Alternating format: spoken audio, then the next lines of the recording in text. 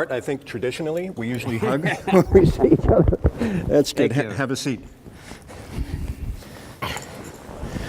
Now, I may be speaking up a little bit, but it's the same reason I used to with my dad, so we'll get to that in a minute as well.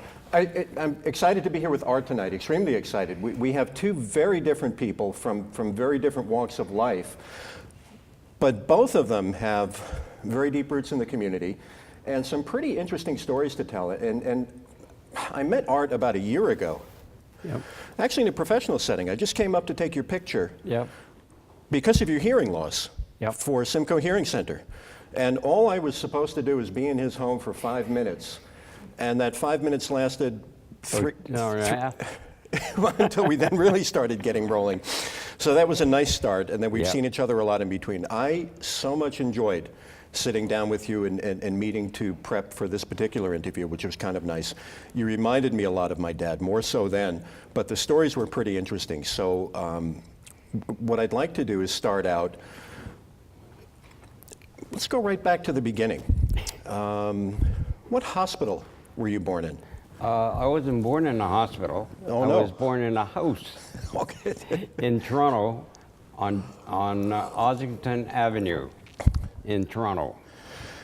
Common in those days? Yep, very common. Your mom did a great job on her own, but your grandparents Yep. were instrumental in your upbringing as well. Yes, they were. I remember you telling me it was really your grandfather who was your inspiration for your musical career. Yeah. Can you Yeah. tell us a little bit about that? Yeah, well, he was in the Salvation Army, Okay. and of course, they have junior bands, and that's where I learned to play. And of course, my grandfather, who was, I'm just roughly about 55, I guess, when I started playing. And he played till he was over 80. Wow. So, Now you play trumpet and cornet primarily. yeah. And you started at the age of 6. Yeah, 6 or 7, right in that area. And it happened, the first thing I can remember is my great-grandmother lived with us in Toronto. And in those days, when you had a funeral, you were buried from the house. You know, Whoa. What about funeral homes? I never heard of a funeral home until I don't know when. And the first recollection I have of playing is underneath my great-grandmother's casket in our front room in Toronto. Under the casket at home. And that was perfectly acceptable, though. Oh yeah. Everybody got buried from home as a rule. And it brought a healthier attitude towards death then. You weren't quite as afraid of it. You embraced it, and it was a nice send-off for that person. Yeah. Actually, the wake was Yeah, really yeah. partly to see that they were Everything really was gone. done pretty well at the house. Now, Art, as a kid, you weren't supposed to be here today. No, You've nearly bit the bullet on more than one occasion. I finished public school in 39-40, and right after I got finished public school, I had a disease which at that time nobody knew too much about it, and still they don't, and it was St. Vitus dance, it was called, and Rheumatic fever was the other rheumatic one? fever. See, that was just to make sure I was paying attention, too. And they now call that chorea, I guess is what the name of both of them, but you never hear of it today. And they told me that I would have a weak heart. There was no worries. You can't play sports. You can't do anything because your heart will be too weak. So anyway, December the 7th, 1941, we all remember that date. Everybody remembers what that date is? That was a big day in the States. It absolutely was. A sad day. Well, I was in a Catholic hospital in Toronto, St. Joe's, down by Sunnyside, and not being a Catholic, still, I was in their hospital. That was fine. And they actually called my mother and my grandmother and my grandfather in, and they were giving me the last rites. They Which is for figured people who were ready to die and on the way out. But here I am. What can I say? You were actually in a coma for 3 weeks? I was they put me in a coma for 3 weeks because the problem was I couldn't stop moving. I just continually moved all the time, and I couldn't stand. My feet were so swollen from the rheumatic fever, I couldn't hardly walk. And I came out of it, and they couldn't believe that I was still alive. And my heart, well, I joined the Army. I played all kinds of sports, and even was a paratrooper, so there's nothing wrong with my heart. I think you've said a number of times you weren't supposed to live initially, then you weren't supposed to be able to play sports or certainly join the Army or anything else. And in your words, yep, I fooled them? Yeah, that's right, I did, because I played sports all along. I played lacrosse, and nothing was any harder than lacrosse in those days, and even now, it's a brutal game. Lacrosse is just brutal. Now, you were playing in it at a time when that wasn't even very popular. People didn't even know what lacrosse was. No. And I played junior in Toronto, and when I joined the Army, one of the first things they said was they were looking for lacrosse players. Did you even know what it was? You knew what it was? Oh yeah. So I got on the lacrosse team for the Army, and that took off my sports career in the service. And of course, the music career was kind of in there too. Now, with the music career, you tried to take a run at the military as a musician. Yeah. If I recall, your first run, you tried for the Army, the Navy, the Air Force at the age of... When it was just over, I was about 16 and a half. 16, and they told you to get lost. Yeah. They told you to get lost at 16, and at 17, you were still too young to enlist. But I got in. But he got in. So tell us about that. You kind of snuck in the back door. Yeah, that's right. But the war was almost over, of course, because they were looking for young men to go overseas and do some cleanup from the bombings and that. Yeah. And with my musical career and my sports career, I was able to get out of that area and channel it into the music career. And my first music career in the Army, as soon as I joined up, I was in the artillery trumpet band at the Horse Palace in Toronto. Yes. And if you can imagine 20 trumpets and 4 drums marching around there at 6 o'clock in the morning to get the guys up, because they didn't have the so there were no PA systems or anything? You were actually the wake-up calls? It was all done by trumpet or by runners going around to different areas. And you were one of them? I was one of the trumpeters. In fact, I went from there, I never did take basic training because I was always either in the band or in sports.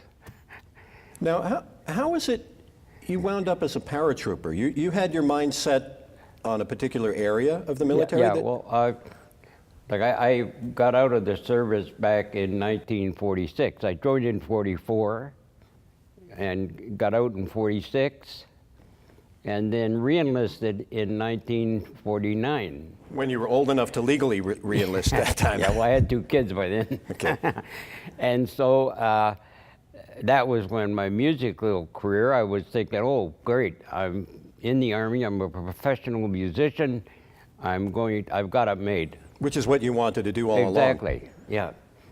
And so at that time, musicians were pretty scarce in the military, and they were bringing a lot of Dutchmen over to fill in the bands. Say that again? They were bringing them in from overseas? Pardon me? Dutchmen they were bringing in. Yeah, because the Dutchmen were such good musicians at that point. Except for my father-in-law. Anyway, as soon as, and of course, to get in as a bandsman, you had to pass a lot of tests, as you know, to get into professional musicians. Yes. So when I got in the second time, I was going into the 1st Battalion, RCR. I was going into their musical, their band. And when I got there, it was stationed in Brockville. When I handed my credits to the bandmaster, he looked at them. He looked at me and said, "You know, Hayward, we don't really need you here." And I'm thinking, oh, great, I just signed up for 5 years and you're telling me you don't need me. So I'm seeing you and I are not going to get along. Yeah. I knew that. So I lasted about 6 months. Then I applied for the regiment, which was a jump regiment, because at that time there was only 3 infantry regiments in Canada. Yes. PPCLI, which is Princess Patricia's, and they were in Calgary. There was the RCR, 1st RCR, and they were in London, and there was the 22nd Royal Vandus, and they were in Montreal. And so there was only the 3. Now, Art, in order to get in, though, you had to be a paratrooper. Yeah. Now, you gave up something pretty important for that, and that was your hearing. Yeah. For becoming a paratrooper. Yeah. How about hearing protection when you were in those planes? Oh, well, in those days, they flew your DC-3s with no doors on, because that's the way they traveled. In order to just get you out when you had to get out. And so, yeah, and so the noise level of those 2 engines was unreal. And they had no protection, or they they didn't know that in those days. protection then, you know, Yeah. for the years. But you know, my dad was a gunner, tank gunner, Yeah, and he was deaf in one ear as a same result. thing. They never heard anything about hearing protection in those same days. thing. During the First and Second World War, any gunners like munition men, they had no ear protection at all. Art, you had me rolling. You're not a big guy.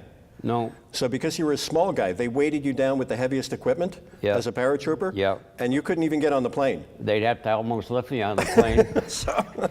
So they would lift you on the plane. Yeah. And when it came time to go out, I'd be the first one out. you just went with the radio equipment. I just fall out, and I'd be the last one down. In fact, I did one night jump. I did a night jump, and there's 10 men on the stick, what they call a stick. Yeah. 10 men go out at once, 1, 2, 3, all in a row. I'm the first one out, and as you land, you call out your number. 1 okay, or 2 okay, 3 okay, 8 okay, you know. And so everybody's down except me. So the instructor, he yells, "Where's number 1?" And I'm seeing, "I'm right above you." I hadn't landed yet. Well, that extra equipment wasn't enough to get you down quick enough. Now, you continued on playing as a musician. You played in Maple Leaf Gardens as well when they used to have music there? Years ago, at Maple Leaf Gardens, in the one end, up high, they used to have a bandstand. And at all the home games, the different regiments in Toronto all had bands, and they were all unionized. And you had to be in the union or you didn't get any work, of course. Well, I played up there with 3 or 4 different bands, and I'd have 3 or 4 different uniforms at home for the 48 Islanders. Fill in whatever was necessary. Toronto Scottish, Royal Canadian Army Signal Corps, and so whatever band was playing that night, You were it. I was able to go. Now, what brought you to Simcoe? During the war, get back to my time when I first enlisted, I must tell you that I've got something here that whenever you're in the Army or wherever, you don't volunteer for anything, right? Well, it came along. We were still in Toronto, and they came along. They wanted 20 volunteers to go to Ottawa. Yes. So I figured, oh, great! This is going to be. We're going to guard the Parliament buildings. We're going to guard the Prime Minister. Well, we went to Ottawa. We didn't know what we were going for. You just knew Ottawa. Yeah. So we got there. We get to Ottawa, get off the train, and the sergeant said, okay, you men are guinea pigs. Guinea pigs? What are you talking about? Anyway, Here's it turned the out proof. as we were going to take part in chemical warfare. And it was getting close to the end of the war, and they were afraid that the Germans were going to start using mustard gas again. And so what they did, there was about 100 of us. They took us to the experimental station, which is still there, and they would paint our arms with who knows what. It would be, some would get gas, some would get iodine, some would get water. They just wanted to not really let you know what they were doing. Well, it turned out that my one arm was painted with mustard gas. Wow. And of course, within 2 or 3 days, this big bubble come up. And that was great because that's what they wanted. So they punctured that bubble, took the stuff out of it, and they could work on that to find out how they could counteract mustard gas. So you gave a lot more than you're hearing So, for your country. But I was fortunate. It never bothered me. My arm, you know, it was. Yeah. I was just a guinea pig. So this is a certificate from General Hillier that you came did 60 receive. years later. Took him 60. Pardon me? 60 years. 60 years after But it I arrived. got that. Yeah. It took us long enough. Yeah. But congratulations on it. But I never expected anything at that time to, you know, or it was just a job that I did. And you did it well, and we thank you for Well, that. It's because of you and others like you that we're sitting here able to speak so freely today. You met the great love of your life in Simcoe. You and I both got suckered by Simcoe through women. Yep, she was a Simcoe girl. Mine was too. And she was a Nydrower girl, which in years ago, the Nydrower family was really well thought. They're still well thought of, because I've got to say that because I've got a cousin down here. Take a look for. We have plants in the audience. Be careful. And so that's how I came to Simcoe during the Army. Then met her, and I got out in '46 in April, and we got married in June. It was a pretty quick courtship. You took her for dances over. There was a dance hall over what's Mary's Shoes now. Yeah. And but she had a pretty strict aunt, so you had to toe the line. Yeah. But you'd catch her riding on the bicycle in the streets and get a chance to flirt a little bit that way. And then I played ball and. It's a little bit different nowadays. So you settled here. You were actually still in when we had a base here in Simcoe. Yeah. You annoyed the soldiers here as well by waking them up at 6 a.m. with your horn. I was the camp bugler here. So you were hated here also. Oh yeah. You've had some. Art and I met at Walmart yesterday. It was an interesting conversation in that you were. So my life has been pretty straightforward. My fascination is that your life has been very straightforward, but you've contributed so much. You've had some interesting jobs. You were a milkman? Yeah, I worked for, Wonder Bread. When I came out of the Army, I worked, the first job I had here was rural route. I was a mail carrier for parcel post. Parcel post? I delivered all the parcel post.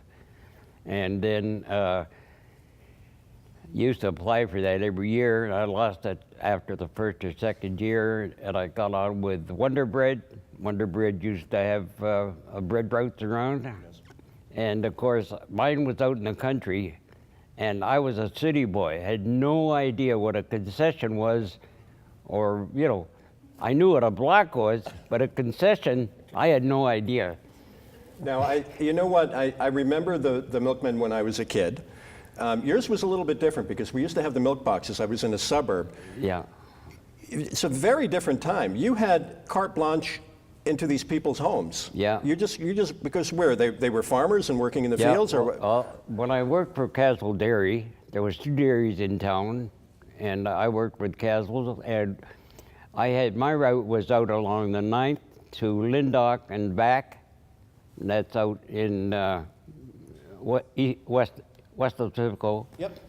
Along the 9th, and I had a lot of tobacco farmers. Well, the tobacco farmers would be out in the field, and their wives would be too. Mm-hmm. They would leave the doors open. You never locked the doors in those days. And I'd walk in and look in the fridge, see what milk they needed, and put what I thought they need for the next 2 days. It's fascinating. Not only the open doors, but you were selecting what they need. So when with Wonder Bread, you even put their pies and everything else in. Yeah. How often did you get stiffed for money? Not very often, because they didn't like you to carry people on your books, creative books, and I would carry them for 2, 3, 4 months. I knew I would get their money because they would get the money from the bank, but they'd have to wait. So was I going to cut them off? No, of course not. And I never lost very much, really. No, which is good. You were trusted in people's homes. Yeah. Now you stepped up to some other jobs as well. You've had some interesting positions here in Simcoe. Yeah, I worked for George Hofcraft was the man I was trying to think of, mm-hmm. the ice maker in Simcoe. In fact, he was so good that Barbara Scott, 2 or 3 years, she trained here in the summer. He made that kind of ice. So and that was in Don Shea's day. In Don Shea's day. Now, I found it fascinating. Tell us about your experience with the Zamboni machine, how they trained you on that. Well, the Zamboni machine wasn't heard of when I first came into the arena business. How did you tend to the ice? You scraped it. You had rink rats come in and scrape the ice. And in fact, Wayne maybe remembers that. I don't know whether he was a rink rat or not, but he spent a lot of time around the rink. You were dragging barrels across the ice with water as well? Well, to flood the ice between periods, we'd take and fill a barrel and drag the barrel around. Drag the barrel. Big difference between the cigar and the Zamboni now, just for around on the ice. You moved out to Delhi then, as well, and you managed the arena there. The arena and the pool in Delhi, and it was a funny thing. I went to Guelph and got all my papers for arena management and ice making and engineering. I was making $1.90 an hour working for Simcoe. So I told Don Shea, I said, when you go to council, I'd like to have 10 cents an hour more. You petitioned for a 10-cent raise? Meantime, he came back and said, well, you're not going to get it. I said, well, I'm looking for another job. Okay. Delhi opened up, the arena management, and I moved there. And from there, in those days, you moved to where their jobs were. You didn't stay in one place. Now, if you get a job in a city, you stay there because the pay is so high. Now, you had some interesting things going on in Delhi. They had 6-day bicycle races in those days? And that in the tracks there, and many of the older people would remember that, I'm sure. You said the Belgians were big into that in those days? Belgians are big time, big time cyclists. And Germans, Belgians, France. You even had the Canadian champion there, and a little bit of an incident with the back of the bicycle. And he was so mad. They have partners, and they used to ride all night, and then they race during the hours that people would come in. And he got so mad at his partner one time, and they used to grab their seat of the bike and shoot him ahead. Well, he come around the corner, and he was so mad at his partner when he shot him ahead. he held on a little bit longer and shot him right out through the through the 2x6 that held the top of the. He was okay? Oh yeah, he was. Okay. Yeah, but he was so. But they were fine. They made up after that and kept racing, two of them. Now, before we come back to Norfolk County, you did spend a little time away in Brampton, managing the arena there. Yeah. And you had some pretty interesting. I went from Delhi to Brampton. Again, you moved to where the jobs were, and I could see what was going to happen here because they were just going region, and I knew that Delhi and Simcoe were going to be a region, and the recreation director would be in charge of everybody. So I went to Brampton, where I was only an arena manager, which Only is an what arena I manager, wanted. but you got to spend time with some pretty, one of my favorites, Andre the Giant. Yeah, out yeah. there. Oh Good- yeah, I met him. I met him and the wrestling bear. What, The wrestling bear? And I Bear, said, like a.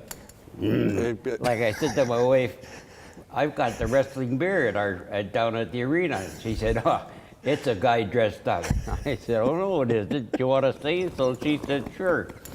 I took her down, and it was a hot day, summer. And I took her downstairs to the Like the dressing rooms? dressing room. And I said, no, I'm going to open this just a little bit because I said, if he gets his claws in there, I will not be able to shut it. So she still thought I was just kidding. So I said, okay, just I'll open it just a bit. So I opened it a bit, and here's this dumb bear sitting in the middle of the dressing room. He's got the sewer top off, and he's got his paw in the sewer getting the cold water, and he's going to wrestle that night. Well, when I told the guy who's going to wrestle him, he said, where's the nearest store? I got to go get some Lysol or something? Lysol, and I'm going to spray this sucker like you can't believe. And he sprayed him 3 cans of Lysol on that bear before he take him out to wrestle. What would be worse, the 3 cans of Lysol or the sewer water from the bear? Art, you've lived through some interesting times. You did okay during the Depression. Oh, yeah. You didn't have the experiences that my dad did. No, because my mother, she worked at the Toronto Hosiery where they mended silk stockings. No, she actually repaired repaired the runs. She'd put it over like an egg cup and pick up the stitch, and she'd sew it up, and she'd move it back and sew it up. And she worked there for 40 years. Wow. So, You always had a radio. yep, You didn't always have a TV. no. You got your first TV after you were married. Yep. Do you remember what kind it was? A Philco, one of the ones that come around like this. Like one of those cathedral Philcos? Yeah. When did you first see television? Pardon me? When did you first see a television set? I think in... You better give me the same answer. I can't recall. Simpsons by any chance down on Young Street? Yeah, well, yeah, that's right, Simpsons. Simpsons in Young See, now I'm Street. checking him to see how good the interviews went beforehand. And of course, those days, you used to gather around outside the windows to watch the Yes. sports. If you couldn't afford a television, you went and watched them in the window. And Art, I do want to leave some time for the Q&A, but there are a couple of things. You still play Yep, with the United Alumni, yep. Drum and Bugle Corps, And also with the Salvation Army Band. and with the Salvation Army Band. You also, you were a volunteer driver for many years Yeah, 15 years with the Cancer Society. with the Cancer Society. That must have been some experience, taking Oh, people yeah. back and forth to their appointments. I got so close to a couple of people that it was like family, you know. And I said to my wife knew them too, and I said, I can't take this anymore. You know, it got to me, these good people suffering like they were. But you did a great service for those people for 15 years. I tried. You drove you were also a volunteer driver during that time for Children's Aid Yes, I Society, did. 4 or 5 days a week. Yeah. And you actually got a chance to straighten out some kids during that time as well. Yeah, well, the one you're talking about was this boy, about 14, and I had to take him to a lawyer's in Cayuga, and so they said, "No, you have to watch this guy. He's a runner. If he gets out, he wants to take off." So I said, "Okay." So we're going into the lawyer's office, and I can see he's looking around to see just where he can go and how fast he can get there. So I just turned to him and I said, "Look, if you're thinking of running," I said, "you go ahead. But," I said, "I'm an ex-paratrooper and you're taking your life in your hands as soon as you go." So Did it work? he quit. He just went in and no problem. So he found the first driver that he couldn't run from. No. You may have had the rheumatic fever and the St. Vitus dance and even the mustard experiments on you as well, but your gene pool is pretty good. You produced some pretty powerful folks here in this county, and one in particular, your great-granddaughter? My great-granddaughter Is? She's the light of my life. She's the Canadian, she's the world champion swimmer that swam across Lake Ontario in September, was in that water for 26 hours and 45 minutes. And she had one goal in mind, and that was, of course, Camp Trillium, which is just down the road. And now Camp Trillium is known worldwide through her efforts. And we thank you all for that, absolutely. I remember a year ago, I was up in your apartment and you started telling me about this kid who was going to run across Lake Ontario. And you thought I was nuts. I thought you were nuts. I was looking around to see where the brandy was on the table. I thought it was a little bit early in the morning for that. But you never doubted her for 1 minute. You never used the word if. If they said if, or when, I would say if is not in her vocabulary. It's when she makes it, not if. And that's an important lesson for everybody. Yeah, I hope.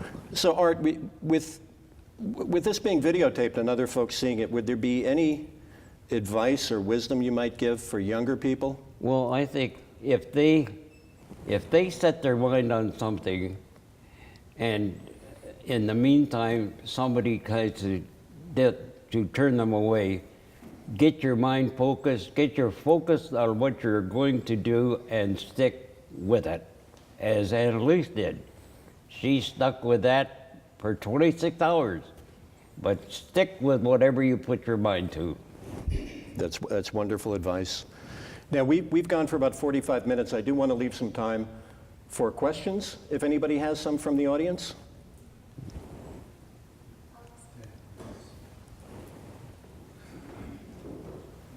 Hi, and who are you?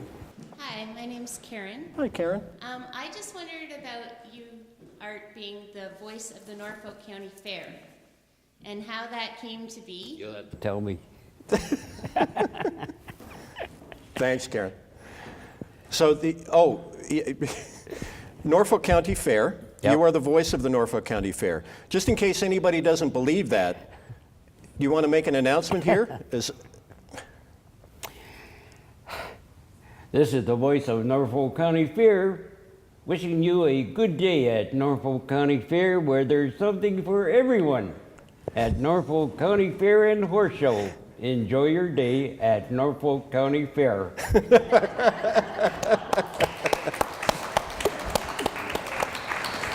Thank you, Karen. Now the secret's out. Yeah, Art, I met Art up at his little command center. We did some photography and whatnot up there, and he was a little bit miffed because now his cover's blown. He's no longer this anonymous face. We blew your cover in Walmart, too. The clerk was pretty excited to meet the voice of the Norfolk County Fair. How long have you been doing that for? 18 years. Wow. Yeah. Wow. That's wonderful. That's wonderful. They don't want to get rid of me. I wanted to retire, but they won't let me. Oh, you want out already? Pardon me? You want out of there. You want. Oh yeah, 2 years ago I wanted to retire. I figured if I did it 15 years, that'd be fine. But they don't want me to retire, so. So this is like Al Pacino. Just when I thought I was out, they dragged me back in. Any other questions that people might have? We have another one here. Art, apparently, we've been neighbors someplace else. When you were billeted in the horse palace, I was billeted in the sheep pens. Oh, stay there. Only 2 years ago, And your first name is? Albert, Albert was billeted where? in the sheep pens, In the sheep pens. Well, you were billeted in in the horse palace. in the horse palace when you were annoying those guys at 6 in the morning. You know him. No. He was. Well, there's about 1,000 guys here. The question I wanted to ask was, with your heart problem, how did you pass the medical to get into the paratroopers? So the question was, how is it with your heart problem that you were able to pass the medical to be accepted as a paratrooper? I never had a problem. Whatever they said I had, I mean, I had the sickness, but it didn't affect my heart like it was supposed to. So, I don't know. You didn't have a problem as far as you were concerned. No. Pretty amazing. From coma for three weeks, and you were told clearly that you'd never. Oh, yeah. They said I'd never be good for anything. I might be good for nothing, but I'm good for You know something. what? I think Children's Aid and the Canadian Cancer Society and all those hundreds of thousands of people who have heard your voice at the Norfolk County Fair and Annalise Carr Yeah. and many others would think quite differently, as do I. Do we have any other questions from the audience? Well, on that note, Art, you've been pestering me. I think Art's one of the guys who's actually out on the street more than I am. I keep running into him every place. And you've been hassling me for photographs, for additional copies of papers, and I have your papers. Good. But Because they're going to my cousins and drawing around. So. But you know what? You've been such a wonderful pest, and you reminded me so much of my dad that I had something else for you as well. And it's because you talk about Annalise so much, and every time I see you, here's that picture you enjoy of her. Yep.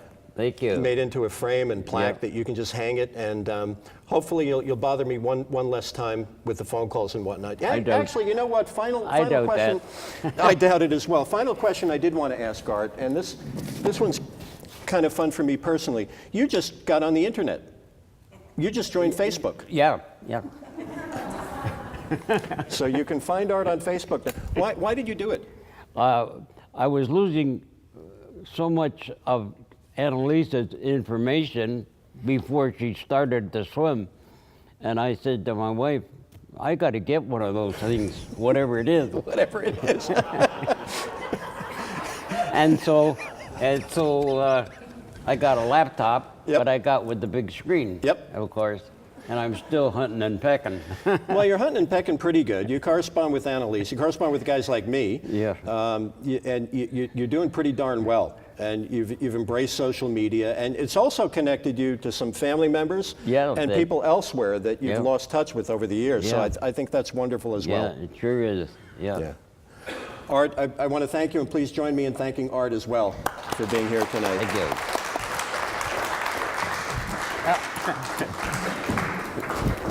Thanks.